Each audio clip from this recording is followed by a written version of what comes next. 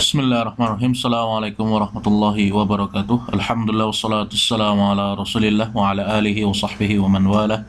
Wala hawla wala quwata illa billah. Rabbi shrah li sadri wa yassir li amri wahlul 'uqdatam min lisani yafqahu qawli. Amma ba'd.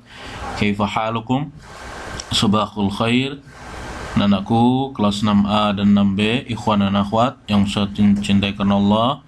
Alhamdulillah kita masih dipertemukan oleh Allah Subhanahu wa taala di pagi hari Senin ini. Semoga kalian tetap semangat. Jadi hari ini insyaallah kalian akan kita akan melanjutkan pembahasan kita pada materi khalifah kita yang ketiga, Utsman ibn Affan radhiyallahu taala anhu. Sebelumnya kita akan sedikit murojaah ya, karena kita akan pelan-pelan aja membahas tentang Khalifah Utsman bin Affan, karena insyaallah Khalifah Utsman bin Affan ini yang akan menemani kita, maksudnya mapelnya ya, materinya yang akan menemani kita insyaallah sampai nanti PTS awal Maret ya, insyaallah taala. Jadi Ustaz akan sedikit mengulang, kita akan flashback, kita akan mundur lagi bagaimana silsilah dan kelahiran Utsman bin Affan secara cepat aja ya. Beliau adalah Utsman bin Affan bin Abil As Al-Umawi. Nah, kalau ditanya nanti, kalau Ustaz tanya bahwa siapa nama lengkap Utsman bin Affan, maka sebutkan ini, Utsman ibn Affan bin Abil As Al-Umawi. Di belakang Al-Umawi itu harusnya ada ditambahkan Al-Quraisy, karena khalifah kita semuanya dari orang-orang Quraisy. Bertemu dengan nasab Rasulullah pada kakeknya bernama Abdul Manaf ya. Jadi Rasulullah dan Utsman itu memiliki satu kakek. Maksudnya kakeknya bukan kakek langsung ya, buyut. Tahu buyut ya, kakek yang kelima ya, kakek ya. Jadi bertemu dengan kakeknya atau buyutnya yang bernama Abdul Manaf. Lahir 5 tahun setelah kelahiran Rasulullah Shallallahu Alaihi Wasallam. Jadi umur Rasulullah lebih tua 5 tahun dibanding Utsman. Memiliki ibu yang bernama Arwa binti Quraisy. Ya, ini Arwa binti Quraisy. Ini jangan sampai lupa. Insyaallah ini penting. Jadi kalian mulai yang belum di stabilo, sekarang stabilo. Mumpung Ustaz ulang dari awal lagi nih, ya. Memiliki kunyah. Bedakan antara kunyah dan laqab, ya. Apa itu kunyah, apa itu laqab? Kalau kunyah itu panggilan seorang muslim terhadap muslim yang lainnya dengan menyematkan atau dengan menisbatkan, apa ya bahasanya nisbatkan itu? Dengan berdasarkan nama anak pertamanya. Contoh, kalau misal anak pertamanya Muhammad, maka dia dinamakan Abu Muhammad dan lain-lain. Nah, ini Abu Amr ya, Abu Amr atau Abu Abdillah. Jadi nama panggilan Utsman adalah Abu Amr atau Abu Abdillah. Diberikan laqab. Nah, kalau laqab itu julukan ya, julukan orang dari orang lain ya. Yang memberikan julukan ini adalah orang lain, bukan dirinya sendiri. Kalau kunyah yang memberikan panggilan ini dirinya sendiri, karena dia memiliki anak pertama namanya, contohnya tadi Muhammad, contohnya Abdullah, makanya namanya Abu Abdillah. Ya, diberikan laqab Dzun Nurain ya. Dzun Nurain. Dzu artinya pemilik,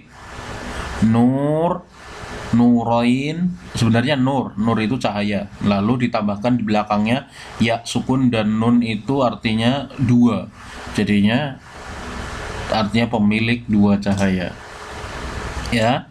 Kenapa mendapat laqab Dzun Nurain? Karena Utsman menikahi 2 putri Rasulullah Shallallahu Alaihi Wasallam yang tidak dimiliki atau tidak mendapat keistimewaan yang lain, sahabat yang lain. Kalau sahabat yang lain itu satu, ya, rata-rata satu. Contoh yang paling terkenal, Ali bin Abi Thalib itu menikahi Fatimah, ya, hanya Fatimah. Nah, kalau Utsman memiliki keutamaan Dzun-Nurain, yaitu memiliki pemilik dua cahaya. Maksudnya cahaya di sini menikahi dua putri Rasulullah, tapi tidak sekaligus, ya. Yang pertama Ruqayyah dulu. Ruqayyah adalah yang akan nanti menemani Utsman untuk hijrah nanti, ya. Lalu setelah meninggal, Rasulullah menikahkan Utsman dengan putri lainnya, yaitu Ummu Kulthum radhiyallahu taala.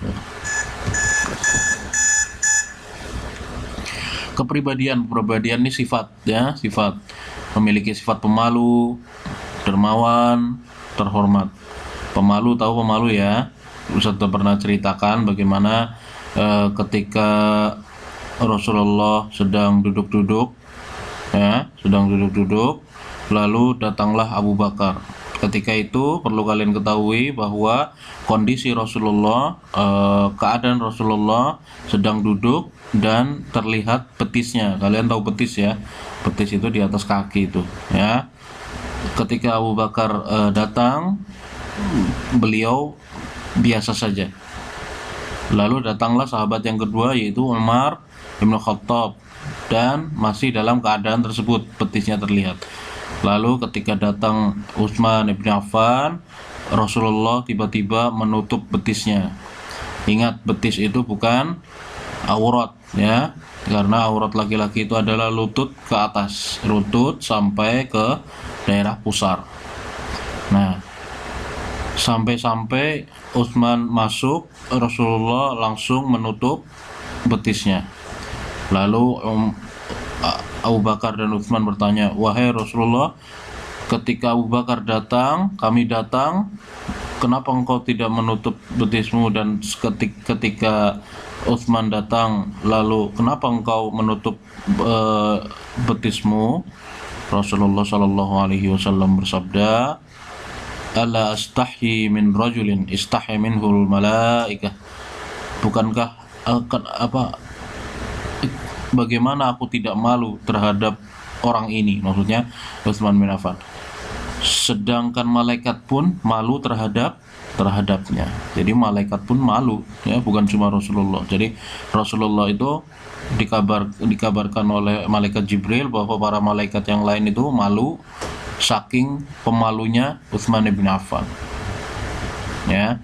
Lalu yang kedua, dermawan itu suka memberi, ringan tangan dalam memberi hadiah.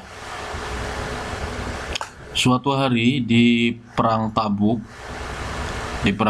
itu Rasulullah melihat, ketika ingin perang itu Rasulullah melihat keadaan kaum muslimin yang sedang paceklik. Tahu paceklik nggak?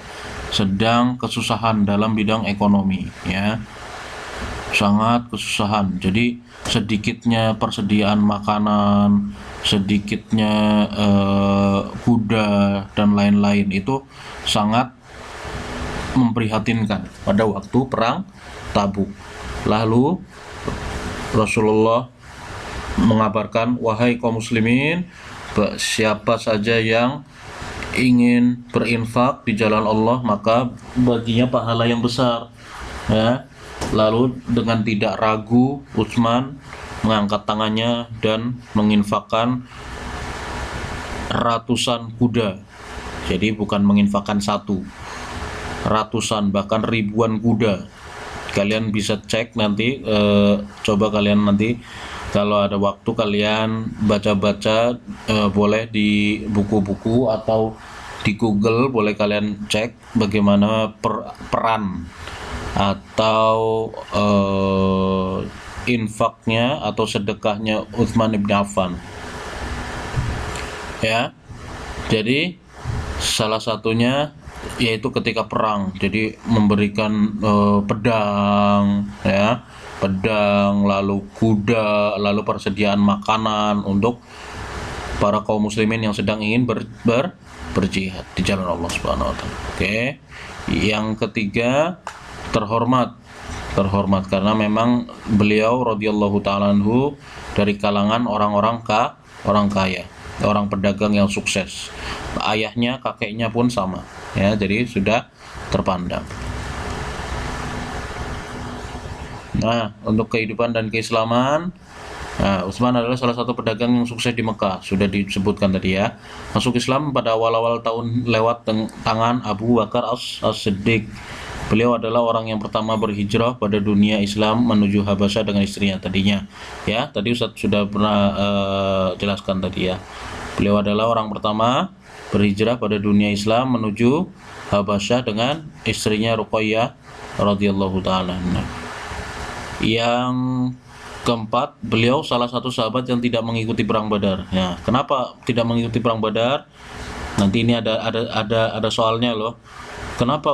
Mengapa Utsman bin Affan tidak mengikuti perang Badar, padahal dia adalah salah satu sahabat yang terkenal ya pada waktu itu?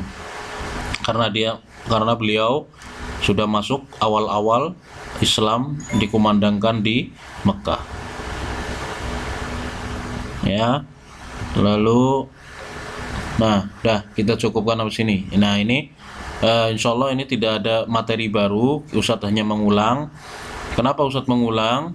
Karena Ustadz melihat pada semester 1 pada materi-materi yang banyak seperti ini, contoh pada bab pertama bab kedua Abu Bakar As-Siddiq, Umar bin Al-Khattab, kalian banyak yang lupa ya. Jadi Ustadz ulang lagi materinya. Yang belum stabilo silahkan stabilo ya, waktunya sekarang. Oke. Barakallahu fikum. Assalamualaikum warahmatullahi wabarakatuh.